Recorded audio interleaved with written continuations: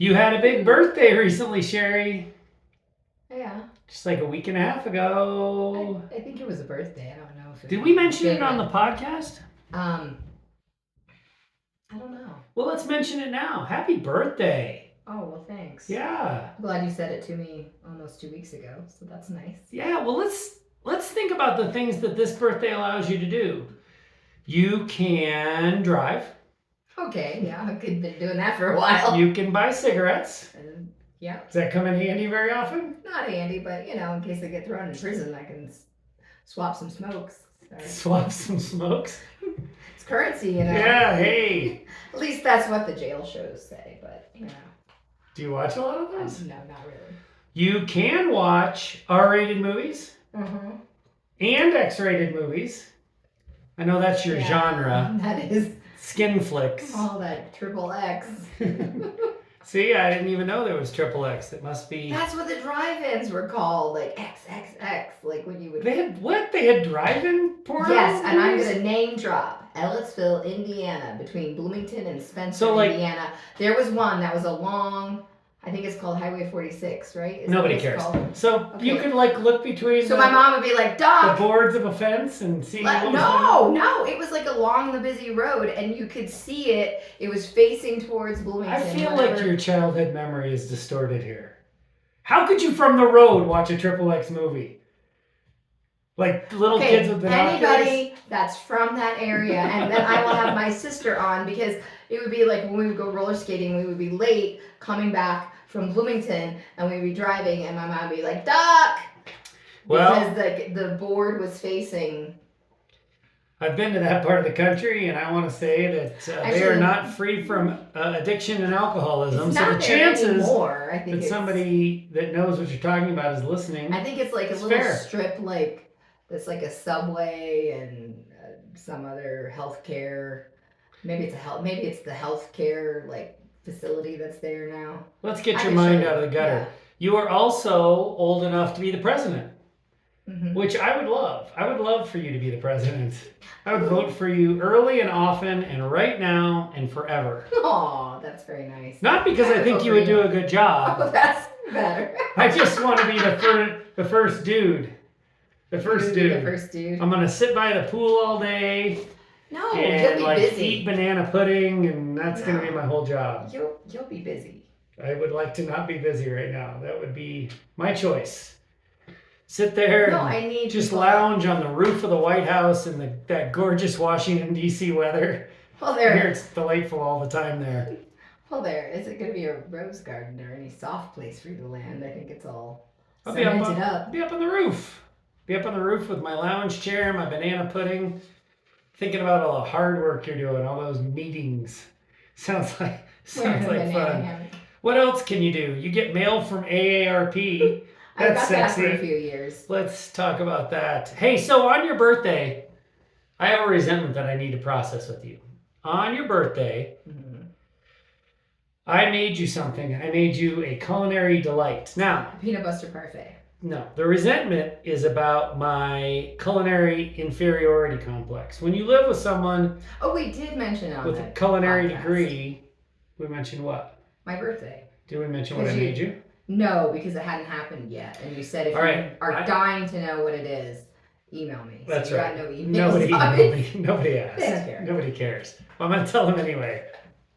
I made you a delightful batch of dill pickle oatmeal cookies. They were pretty tasty. Did you like them? They weren't the worst thing that I've eaten. My favorite part was in the instructions. I got the recipe online, believe it or not. And it's a Julia Child recipe. I looked at the recipe because you proved it to me. I didn't just make this up.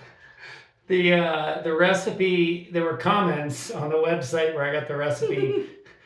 And I read through the comments, and my favorite comment was, make sure you spray the pan really good so the whole batch will slide right off into the trash can.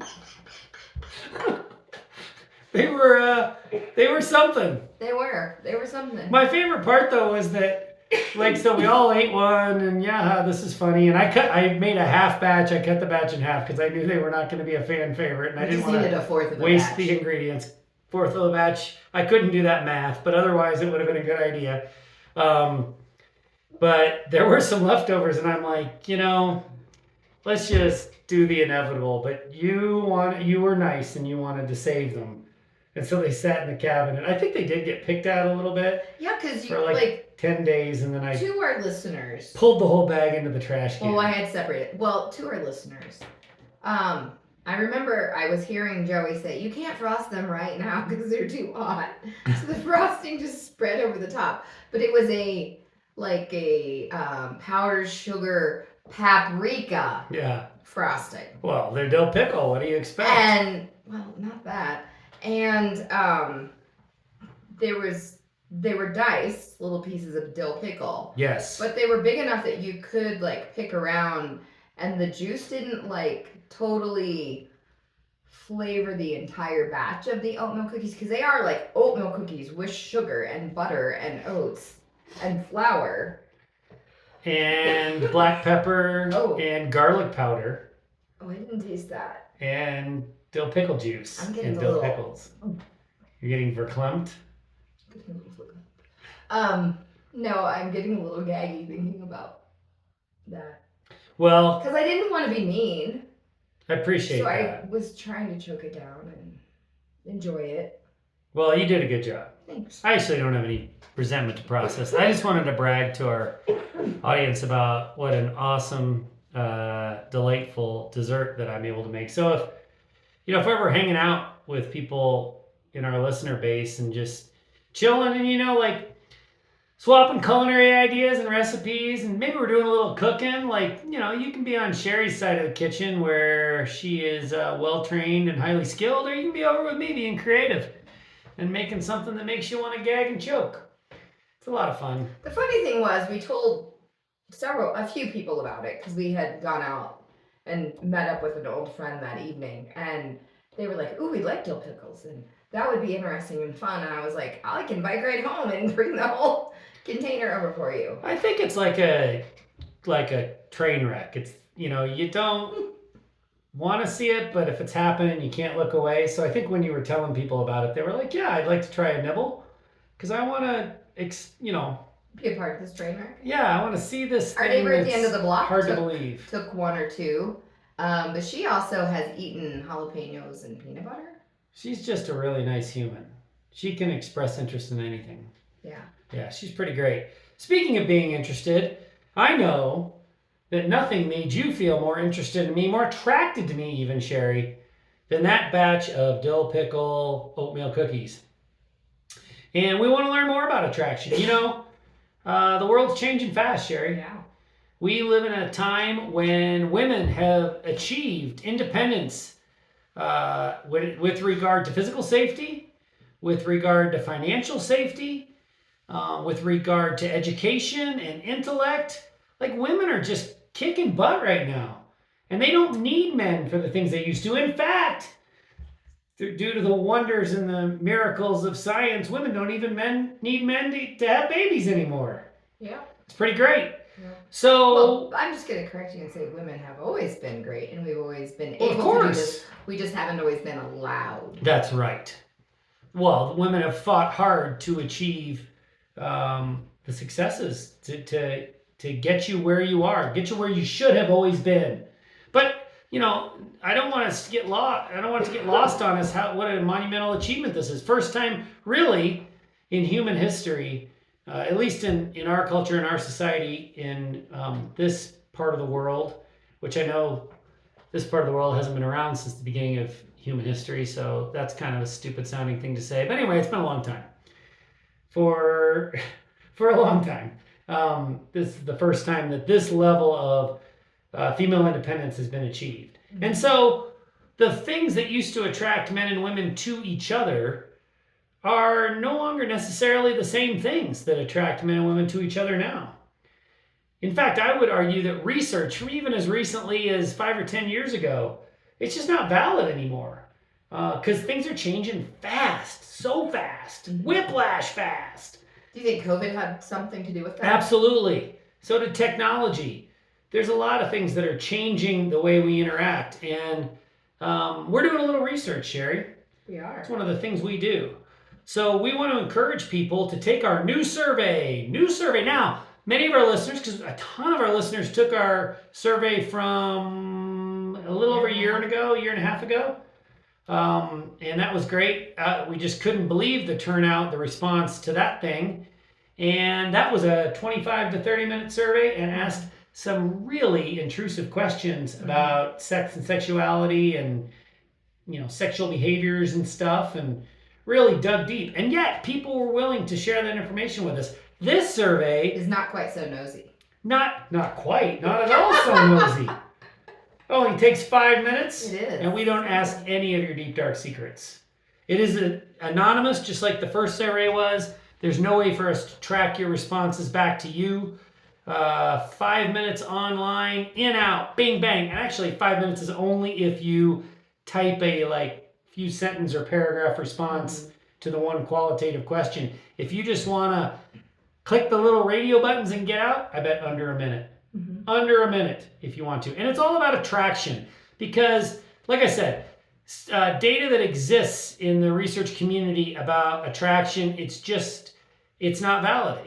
Everything has changed so fast, we need new data, and we want our audience to be a part of that. Big, huge, fat request here from our listeners. If you have adult children and you can share this survey with them, we really need young adult responses. And I don't think we've got a huge audience of really 20-something young adults. In fact, I would argue that that's probably our smallest audience segment because they just haven't had the issues with alcoholism yet, at least not that they're, maybe their parents, but not in their own relationships. Yeah. Maybe toddlers are our lowest. You think we don't have many toddlers? I think we have many toddlers. I bet we have more toddlers that listen in the car and don't know what they're listening to than we have young adults. Sorry for their ears. But you have to be 18 to take the survey, so sorry toddlers. Sorry toddlers. Hang in there. Send me an email when you're Hopefully 18. We'll let you know we're asking about them. Hopefully they'll never have to worry about a romantic relationship. I know they won't, but I know they just want to take our survey. Everyone's dying to take it. I've gotten all these emails from people that are like, when's the survey going to open, Matt? Can a cat take the survey? A cat can take the survey as long as it is 18 or over and it identifies with one of the options for sexual identity and sexual orientation. Is that in cat years or human years? Well, we'll go with cat years. Okay. I know how important that is to you that we be cat equal. Cat equality. Or dogs. Cats are catching up just like women did. It took women centuries and cats are right on their heels. Dogs are way behind. Dogs, I'm sorry. If you're a dog lover, you've got to admit that your dog's not probably smart enough to take the survey. He's going to love you no matter what. He'll love you no matter what, though. That's right. They're loyal. Lick his butt, lick your face, all in the same 5 minutes. In the time it takes you to take this survey, your dog will lick his butt and lick your face. That's a promise from us to you. To take the survey, please go to stigmasurvey.org. It's not because the survey is stigmatized, it's because that's the name of our organization, Stigma. Stigmasurvey.org. There will also be a link in the show notes. I think that's enough about that. Sherry, I have a question for you. Why do you prefer the term discovery over the term recovery for what it is that we work with people to do and what you and I have done as it relates to repair and growth from alcoholism? Why do you prefer the term discovery to the term recovery? Way back in the early recovery days when we were figuring out what kind of help we needed, what we didn't need, what we don't want, how it's gonna go. Every time and I would talk to my counselor, my therapist, and I'd be talking about recovery, and I kept thinking, looking back, I don't even know if I really want to go back to even how it was, because that was, it's amazing that we've stayed together this long and that we've procreated 4 times. Because I'm I don't even want to go back to the beginning because it was kind of shitty even in the beginning in a lot of ways. So, I'd always struggled with that terminology. And then when we first started Echoes of Recovery, soon into that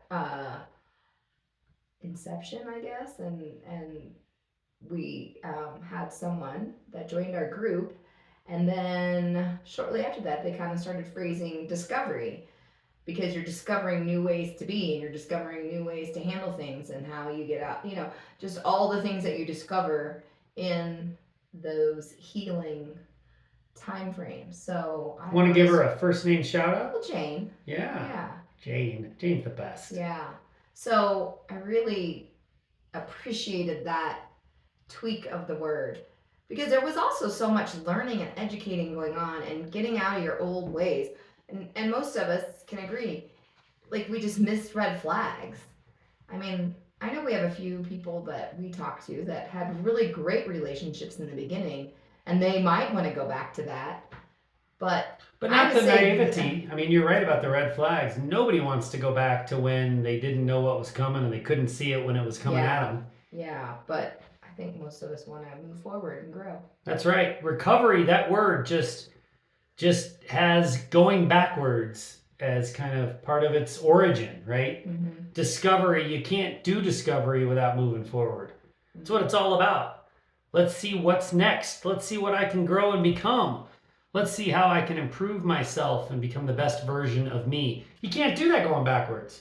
No way. I mean, that's not an optimistic outlook anyway. Mm-hmm. I mean, you pessimists of the world might enjoy going backwards, but we optimists, we blind optimists who make dumb decisions based on not facts but hope. We like to go forward, but everyone should go forward in some way or the other. Yeah. So going forward is the way to go. Discovery over recovery. That's why I got so frustrated when this week I heard a news story, Sherry, that there is, and I don't want to get into politics. So I'm just going to say that someone in a position of power has done an investigation. Someone that has something to do with, I think, Health and Human Services has done an investigation and found that in 48 states in the United States, there is stuff in the public school sex ed curriculum that they object to. And so they are sending a letter to all 48 of these states demanding that they return to an abstinence only until marriage sexual education curriculum, which we had that for like 50 years in this country. How many girls did you know in your high school that were pregnant when we had that abstinences? I don't know. I'd have to take off my shoes to count the number of girls pregnant in our high school. Yeah, ditto. Yeah.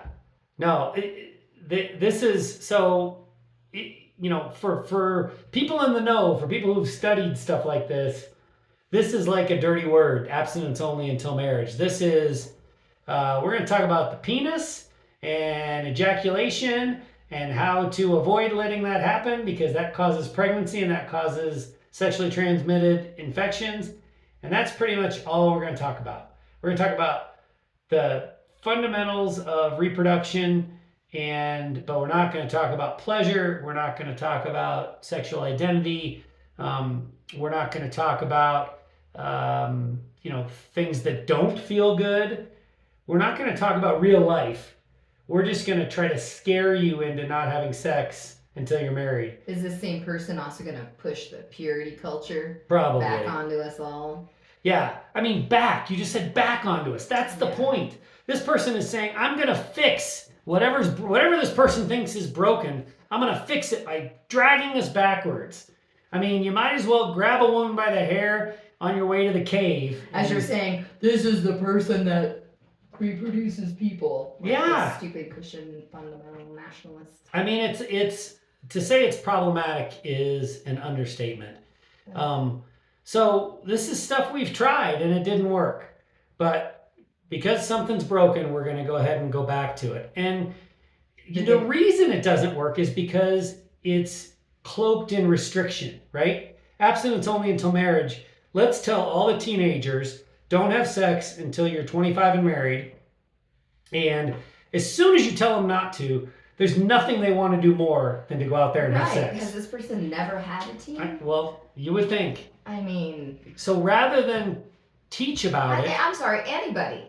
You give any sort of restriction on something to anybody, they're going to become more curious about it and like, well, why can't I? Doesn't matter how old you are.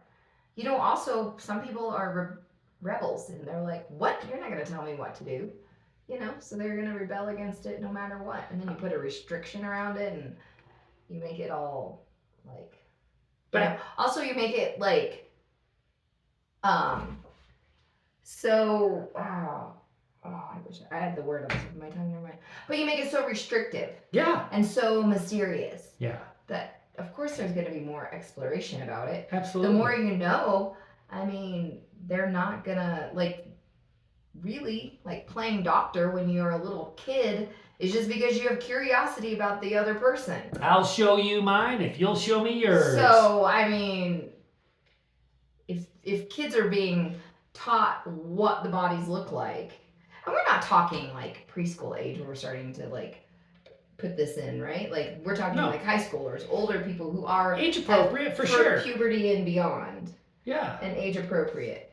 Yeah, we're so just that's just we're meeting what the right way to do this is to meet curiosity with age appropriate information. Mm-hmm. The wrong way to do it is to meet curiosity with restriction and tell people, don't worry, don't look behind the curtain. There's nothing to see there. Yeah. Until you're married, and then you can fumble through it all and do it all wrong. It's ridiculous. And you're right, Sherry. It's almost like you do podcast prep, which I know you don't. But the restriction leads to rebellion. That's exactly what I want to talk about. I want to give some other examples of that. Since this is an alcoholism recovery or alcoholism discovery podcast, let's talk about alcohol a little bit. Here in the United States, we have our minimum drinking age of 21, and we, at least publicly and in the schools and in educational settings, we say that it is what it is, and it's not for you under that age. There's a lot of good reasons for that. There's a lot, alcohol really does damage to the prefrontal cortex during development, and so there's a lot of reasons that that's good. But the fact is that restriction leads to rebellion and leads to things like what I experienced, which is, and you too, teenage years where you're just trying to sneak away and drink and figure out what that's all about because you've been told not to. In some European countries, alcohol is introduced like at dinner time.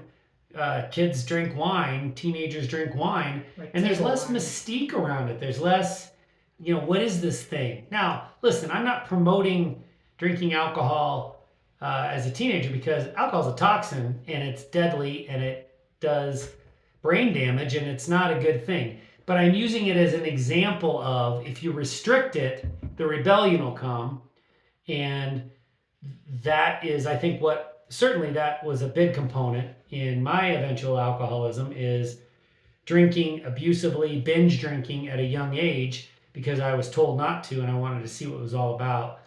And I wanted to rebel. Well, I wanted to push you back would on binge authority. drink because there'd be a party and you had a good excuse that you didn't have to go home. You could stay at somebody's house that parents didn't care or notice what time you came in. So you overdid it because that was your time to do it. Yeah, because your time was limited. You were restricted. Yeah. Restriction leads to rebellion, for sure. There's a nuance to this idea of restriction leads to rebellion, and that's what I want to talk about today.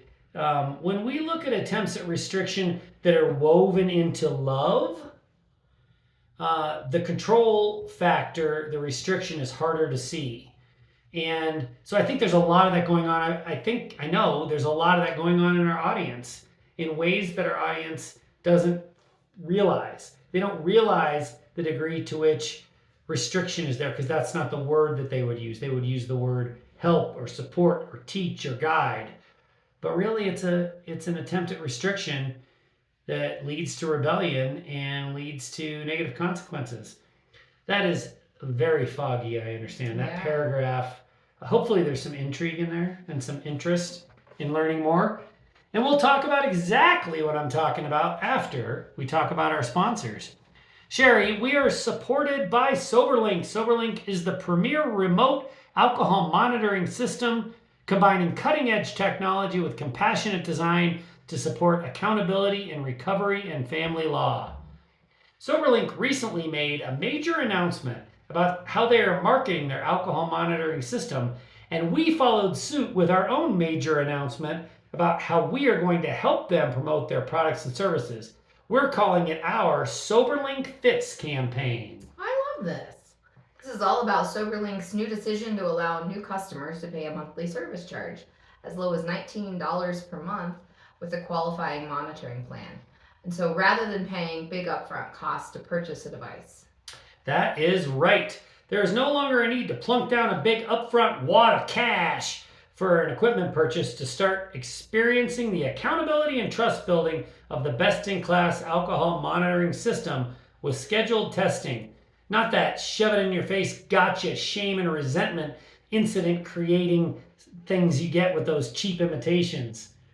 That is a run-on sentence that should be improved upon. Anyway, SoberLink is better is what I'm trying to say. A monthly service charge just fits with the way we all experience life now. Our utilities, our cell phones, our streaming services, even gym memberships, and that feline foreign exchange membership you subscribe to, they all charge a reasonable monthly rate with no upfront cost chunks. SoberLink fits, Sherry.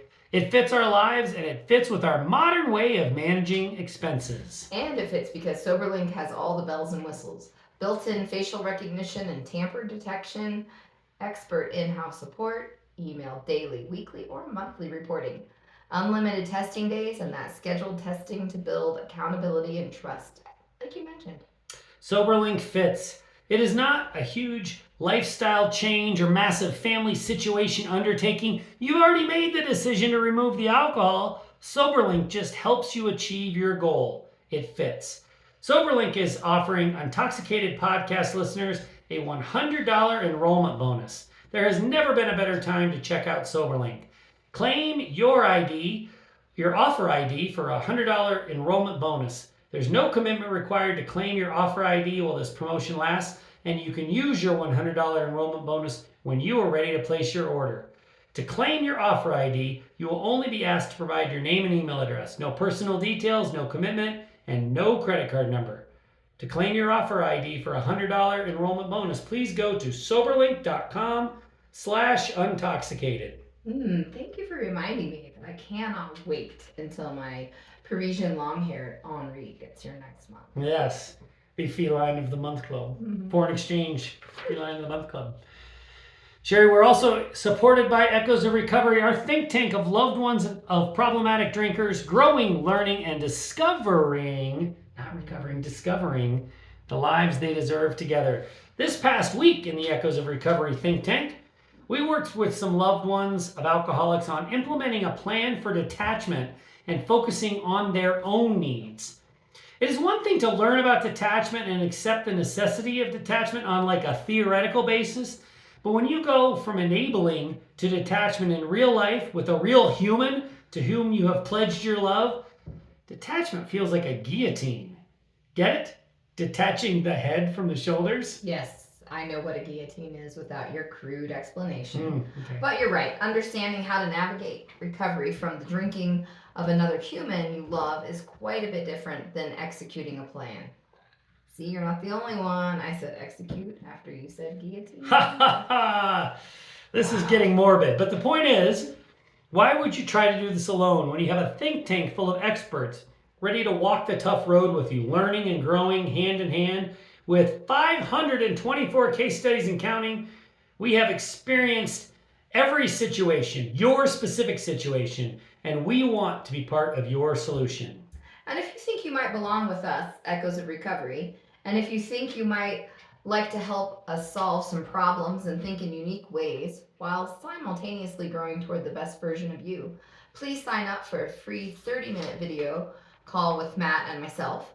Please go to echoesofrecovery.org and answer just 5 simple questions. It shouldn't take you a minute to take the first step in becoming a thought leader.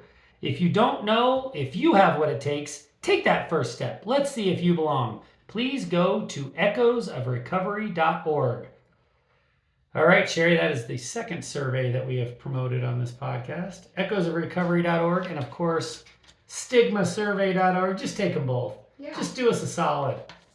And you're going to link those to the show notes so then that's easy when they're done listening? Of course. Okay. Yes. You're like, yes, this is a high quality out.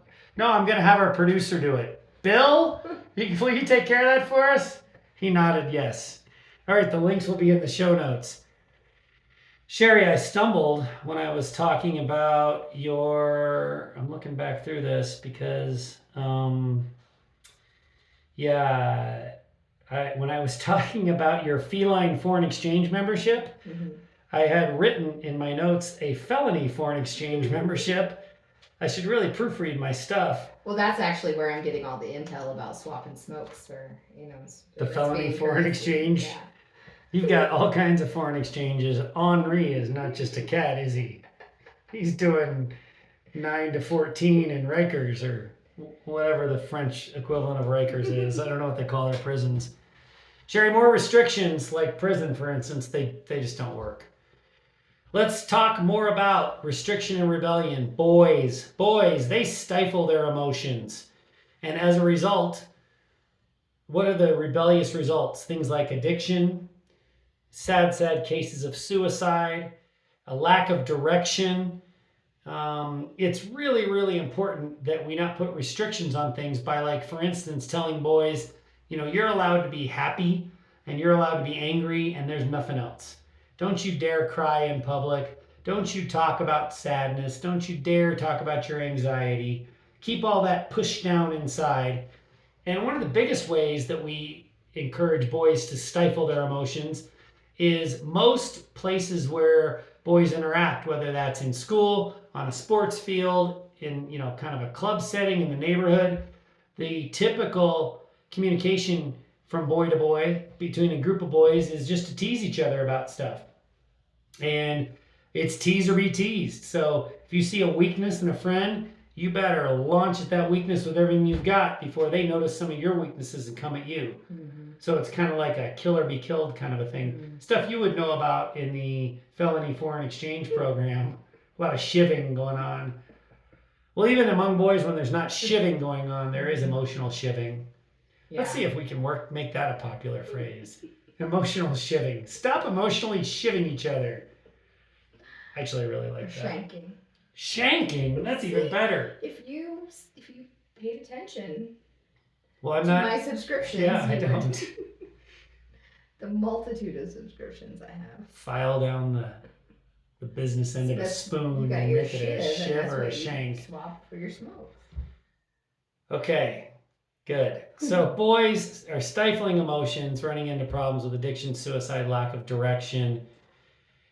Sorry, go ahead. I was just going to say, and at a young age, when you aren't on it as a parent, like, kids don't know what emotions are and how to handle them. So when, I think that more people, and this is changing, I will say it's changing for sure, but boys, like, if they fell down, they'll oftentimes be like, oh, get up, you're fine. No, just brush it off, or rub some dirt in it. Or, so if somebody takes a little toy from you, well, go take it back. Or, just wait your turn and don't worry about it. Whereas I think we kind of coddled girls, and so they got a little bit more attention, and maybe because they were a little bit more verbal early on, there was more, you feel like you could have more of a conversation with them about what they're feeling. Yeah. And I see that from working in the preschool. Like, our kids are 1 years old up to, like, pre-K. Yeah. And so we really try to work on, like, naming emotions, so then they can understand that it's okay, well, to feel other things besides happy and sad. You and the work that you do there, you really are on the cutting edge. I mean, I think that there is a wave of educators that are thinking in the way you're thinking, but it's not the way we were taught when we were brought up. And it is a new way of looking at things. And I'm here to say that this is huge. There's nothing more societally important than helping boys learn emotional maturity. Nothing. And I know that's dramatic. Yeah. And I have a lot to say on that. And I've done a lot of research, and I'm continuing to do research. and just more to come. But when we restrict, again, same theme, restriction. When we tell boys, restrict yourself, don't show this, don't express this in public because it's a sign of weakness, then they push it down and push it down and push it down, and it explodes. Addiction, suicide, lack of direction. Or even like restricting who they're allowed to hang out with. Oftentimes, and I'm sure like you had a little bit of a different experience, and I don't kind of lump you necessarily as in this push it down, show no emotion kind of person, but I'll say it's probably because you grew up playing with mixed genders. But oftentimes, like when we were growing up, it was like boys on this side, girls on this side. We're gonna line up and we're gonna do one line of boys and one line of girls. So there was never commingling. Yeah. So then you didn't give any boys an opportunity to like explore what the girls were interested in, and the girls didn't get an opportunity to explore what the boys were doing. Yeah, a lot of segmentation. So restricting their experiences with other humans. Yeah, I grew up, my mom's best friend had 3 daughters, so a lot of hula hoop and Little House on the Prairie for me growing up. And I always asked, did you get to play Adam or Albert? And you were always like, who's Albert? We just watched it. I don't remember acting it out, role modeling it. What friends did you have? I know. Well, they were delightful. And I was lucky for them. Yes. Yeah, so lots more to come on that. Let's talk about a couple other segments of our society where we see this same thing, this restriction and this rebellion. Lots of areas we can go to when we talk about organized religion in churches. Over the years in different denominations and sects and different religious affiliations, church has tried to restrict language, alcohol, other drugs, music, dancing, erotic materials, sex. Certainly nothing has had more of a spotlight in recent decades than the sex scandals in the Catholic Church, which, look, I'm not here to bash Catholicism or organized religion. I don't want all of our Catholic listeners to turn on me.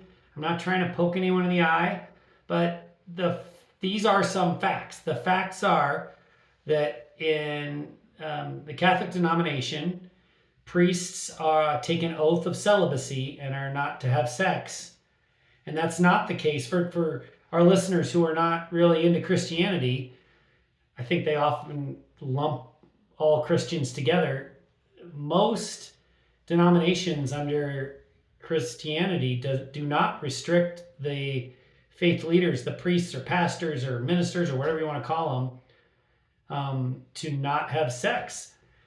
In most denominations under Christianity, that faith leader can be married, and in progressive, kind of forward-thinking denominations, they can have same-sex marriages. They can marry whoever they love. Like, it's very open. And you just don't see the problems when it's open like you do when you restrict it. So, again, there's a side of me that likes to rant and rail about this, but I'm not going to do that on our podcast in this public setting. I'm going to remain respectful. But if you tell a man that he can't have sex, bad things are going to happen at a higher rate than the bad things that happen in the general population. This restriction is not the only thing that leads to pedophilia, for instance, but it's one of the things. And so the church is just ripe with examples of, I'm going to tell you you can't do this thing. You're going to push it down for some period of time, and then bad stuff's going to happen. Anything you'd like to add to that? Or you want to stay away from this? You want to let me hang? Jimmy Swagger. I'm just naming all the evangelists that were Christian evangelists that, like really kind of, promoted this like lifestyle of, being in your marital bliss and all, but then, they have it too.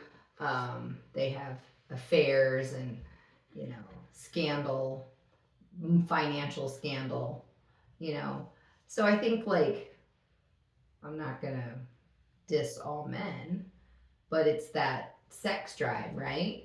That makes them not be able to, um, like,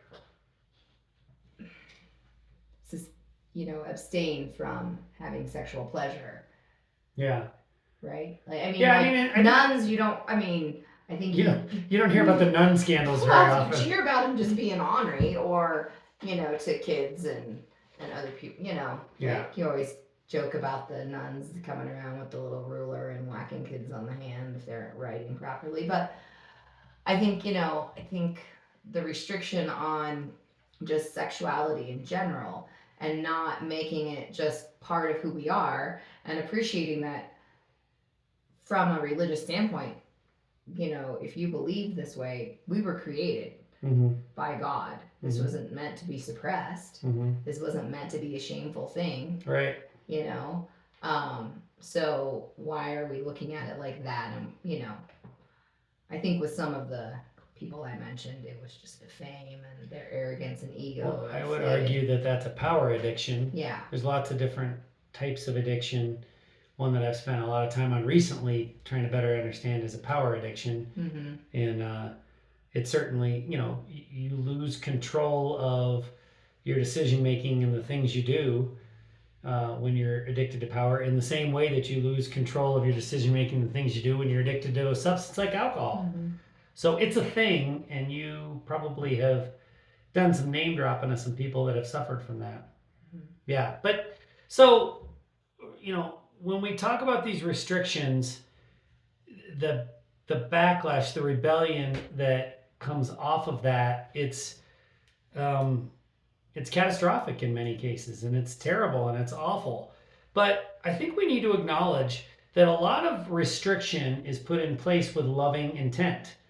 The church, you can argue that there are, men making power grabs, certainly. I mean, I just made that argument. And so that some of the intent of traditional, going way back, church leadership, whatever, some of the rules in the church are not necessarily loving. But for the most part, I mean, I think it's safe to acknowledge that for the most part, the concept of church, the idea of organized religion, is loving people trying to lead righteous lives and help others lead righteous lives. And so there's a good spirited intent behind it, even when it backfires and things go badly. Probably this dude who is writing this letter to 48 states about abstinence only until marriage, there's probably a component of power control, power addiction in there, but there's also a good intent. This guy doesn't understand that by dragging us back to the Stone Ages, he's going to make things worse. So there's probably a bit of a loving intent there. And the same is true, I'm finally getting around to my point here, Sherry. The same is true in alcoholic relationships when the partner of an alcoholic tries to get their loved one to stop drinking.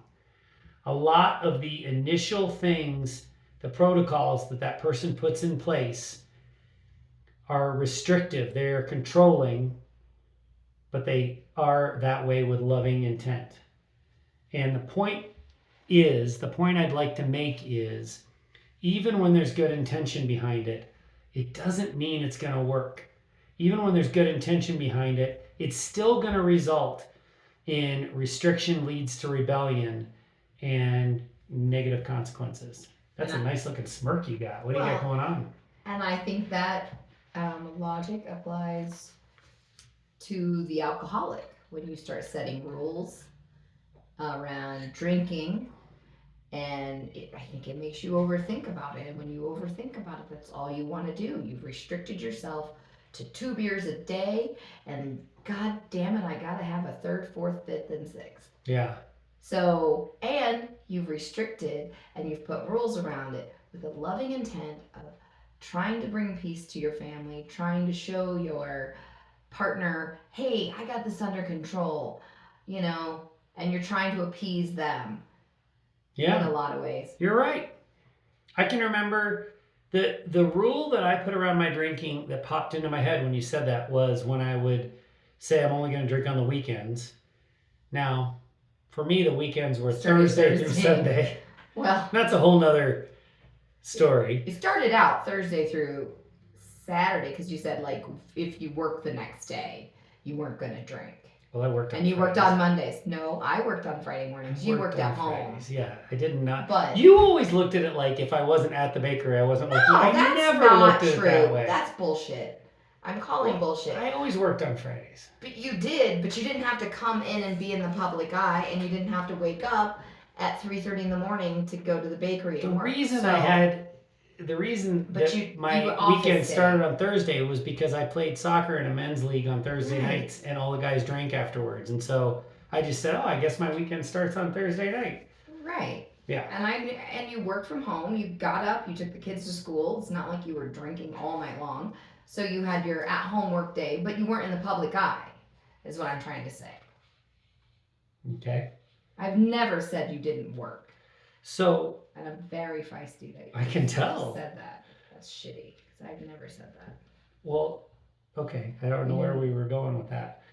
The restriction that you... Right. The point is that there were 3 days in the week, Monday, Tuesday, and Wednesday, when I didn't drink. And so when you brought this up, which is a really good example, self-imposed restriction that drinkers hold themselves to. I can remember, like, I would, in the middle of the day or sometime, I'd think, what day is today? Oh, it's Tuesday. Crap, I can't drink. And because that restriction was there, it would put me in a negative mood. It would make me feel oppressed. It would make me kind of... Antsy? Yeah, all irritated, frustrated. Yes. Anxiety. Yes. Driven more. Yes. Restrictions are bad. I don't know Blamed if it would have been me somehow. I don't know if it would have been better if I had just drank on Tuesdays. I mean, I don't think it would have, but the restriction. Those days where you drank on Tuesdays, no, they weren't much better. Well, and I think the restriction led to that sometimes. Sometimes the pressure was just too much, and I couldn't do it. Mm-hmm. I couldn't live with my own restriction, and I drank anyway. So yeah, restriction leads to rebellion. That's a great example. So yeah, the drinker for sure, but also for the loved one. Restriction just doesn't work. So let's talk about, you weren't the worst at this by any means. You have a natural kind of tendency toward, self prioritization. You were always loving, you were always caring, and you're great with the kids and the cats. Like, you're always nurturing and giving of yourself in that regard. But I don't feel like when I compare our story to the stories of some others, there are some more extreme examples where people try to get their alcoholic loved one into a recovery program or try to get them to stop drinking. Mm-hmm. You were a little more independent than some of the stories we've heard, but still, you would talk to me and you wanted me to stop drinking. Mm-hmm. Early on, you wanted me to control the drinking, and then eventually you wanted me to stop altogether. Yeah. And you would try to, what are some of the ways that you would try to influence me to stop drinking?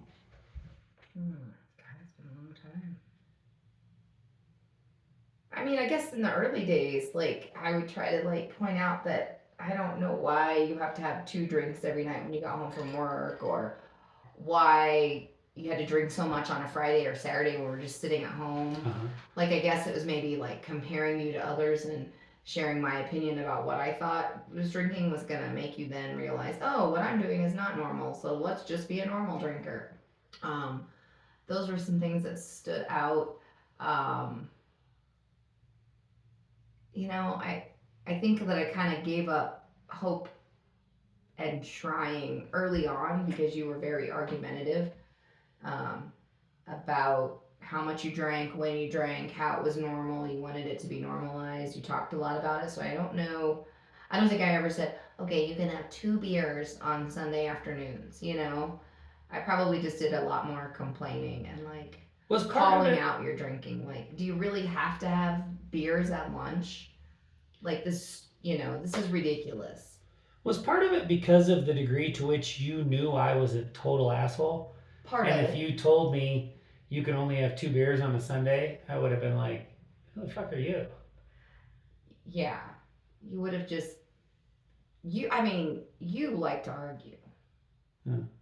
Like you like to get your point and you like to win. So you would start like a conversation like that, but it would only drive you further and further and further to try to like, no, I've got to win this and I've got to wear her down and let her know that I am right and I'm going to do what I want to do. So I just think I have a lot more respect for you now than I used to, and I think your opinion 100%. on the matter wouldn't have swayed me. So Not and at I think you all. knew that, and you I didn't knew waste that your at breath. all. I mean, there had been many conversations where it wasn't just, I felt it, you told me. I think one of the things that you did that you hoped would be effective, that I think is the funniest looking back, was when I would pass out and you would spit in my drink, knowing that I would wake up and didn't matter if it was a warm beer, I was going to drink it anyway. Mm-hmm. Wonder how much spit I Not guzzled enough. down. Usually by the time you were at a pass out point, I was able to like leave the room and just sneak away. Well, that's good, Sherry, because restriction I wouldn't doesn't ever work. cover you up. That'd be for sure. Yeah. I always Let think of me my friend freeze. who remember she was telling us about a story of her husband passing out outside and he was so mad that she didn't come and cover him up and let him be. Yeah, I totally would have done that. You've slept in the car a few times. Yeah, well, the outside one is particularly interesting because that is a local couple friend of ours. And for those not particularly familiar with Colorado, our daily temperature swings are much bigger than like in the Midwest or in places with humidity. It's because of our arid climate and our high plains desert. But we can be 90 in the middle of the day and be down to 40 or 50 at night. And yeah, he froze on the front porch, and that was a Well, funny not story. froze. He didn't die. He didn't like die, not like The Shining. He was or very anything. chilly. Yeah. But trust me, you wouldn't have gotten a blanket or anything if you'd passed out outside. The one I remember was you left me. You mentioned leave me in the car, but that time I didn't throw up very often, but I threw up that time, and the vomit was just baking into my shirt and skin the next day when that sun came out and it got back to 90. And I was in there just cooking, windows up. Hooey! Yeah. Yeah, that was bad. Anyway, restrictions, trying to restrict, trying to control, trying to get your loved one to stop drinking. It just doesn't work. Restriction leads to rebellion. So what choices do you have instead? You can detach. You can set your own goals and your own standards. You can refuse to walk on eggshells and live in nervous system activation. You can own your own story. The best way to support someone and encourage them in a growth-oriented discovery kind of direction is to do your own growth orientation and your own discovery work and hope they notice and hope that they maybe want to follow. But the idea of telling someone you need to quit drinking or forcing them into a addiction treatment program, that stuff doesn't work. It backfires. Can't tell you how many stories we've heard about ultimatums and interventions that just didn't go well. Yeah.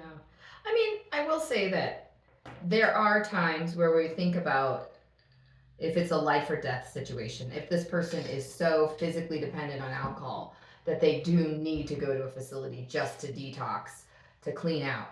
I mean, sometimes that's the only way that you can make sure they just don't die. And,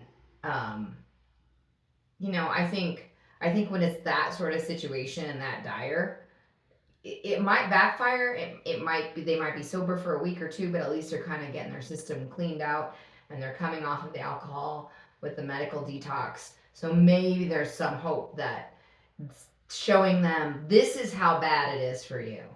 You need medical, attention to be able to stop not drinking. So, I mean, sometimes I think it's a necessary evil, even though it may not hold. Yeah. No, that's an important caveat. I totally agree with you.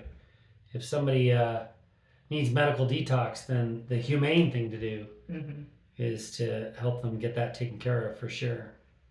So yeah, but just any word you want to use, insist, plead, cajole, that person to get into Ultimatum. recovery. It just doesn't work. It's not effective. Your only choice is to detach and set your own standards and own your story and be a good example. Be the best possible example. And because, like we've said all along for this podcast, restriction just leads to rebellion, and that's no way to live. So, in closing, Sherry, I want to share a story. When we talk about hearing these stories over and over again, we hear them from the folks that we get to know, but we also just hear them out there in public. And I heard a comedian, and I don't really want to say his name, but it's an up and comer, someone who's kind of caught fire here in the last couple of years and become very, very popular. And he was being interviewed on a podcast. The thing I love about podcast interview format is it's long form, and you really tend to get to know somebody more so than you would if they did a 4-minute interview on television. And all of this person's stories were about two things. They were about imposter syndrome, low self-esteem, being nervous, not feeling like they deserved to be in the place they were. So just low self-esteem stuff. And then if the story didn't involve that, it involved alcohol. And I'm not just talking a little bit of beer here and there. I'm talking, I was hungover for this event. I was drunk on stage for this event. I couldn't get out of bed because of this thing. And so excessive alcohol use and a low self-esteem. And I'm listening to this and I'm like, oh my God, this person doesn't understand how much trouble they're in. Mm-hmm. And I think the podcast hosts understood and I understood, but it's one of those things that fits right in here with our conversation about how restriction leads to rebellion and control is ineffective. That person, I mean, you can set examples, but otherwise that person's just going to have to be their own example of what addiction looks like in real life. Maybe they'll learn from the stories around. God knows there's a lot of comedians and stars and celebrities that have experienced addiction, and maybe they'll see enough of the writing on the wall and see enough similarity to say, God, I'm on this path and let me get off now before the damage is done. But there's no way out otherwise. I mean, the path this person on was so clear. And so I thought about the fact that the hosts of the podcast, the particular one I was listening to, they didn't interject and say, hey man, you need help, you need this, you need that. Because I don't think it would have worked. I don't think you can control another person, but they were themselves. The two of the hosts were in recovery themselves and setting a great example.